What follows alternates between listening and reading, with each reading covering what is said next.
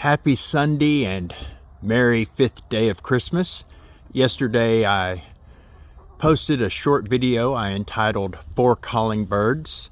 There's some things I didn't say on that I would have in a normal message that I left out because I wanted to keep it short. Today I would like to clarify just a little bit. When it comes to telling people about Jesus and explaining Jesus, and when it comes to doctrine and theology, I still believe and do believe, and that is why I put out that video, that John 2 transitioning into John 3 is an example of words are much more clear and are important, and we can't just share the gospel. We can't proclaim the good news with our actions. We have to use our words. That said, our words mean nothing if our actions don't back them up. We have to show through our actions that what we're proclaiming and saying is true.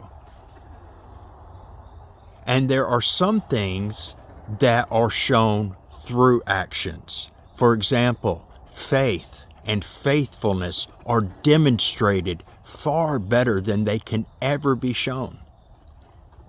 I learned one more step, one more veil. Some of you don't know what that means. But when I was a child helping my father haul hay on long nights when we were getting closer, he showed me one thing at a time. Do one more, and then if you can, do one more until it's done, instead of looking at the entire thing. That was both words, but I saw him live it out, and I saw him live out his faith, and he saw his father live out his faith. James says our faith justifies our works, or proves, I totally messed that up because the birds getting ready to go to bed distracted me. Our works justify our faith. And that doesn't mean that we have to work to earn our way to God. It means that what we do with our faith shows that our faith is real. That's what James was talking about. So I definitely was not trying to say it doesn't matter how you act, just as long as you speak truth. No, we need to speak the truth in love and gentleness, and we need to live out what we're speaking, because hey, 90% of communication is nonverbal anyway.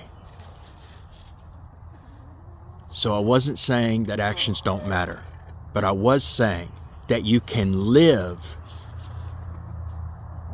rightly for a long time and never say anything to someone and they don't know how to get what you have because they don't understand what you have and they don't know what you did to get it. So share what you have. That's what I was trying to say. Be blessed.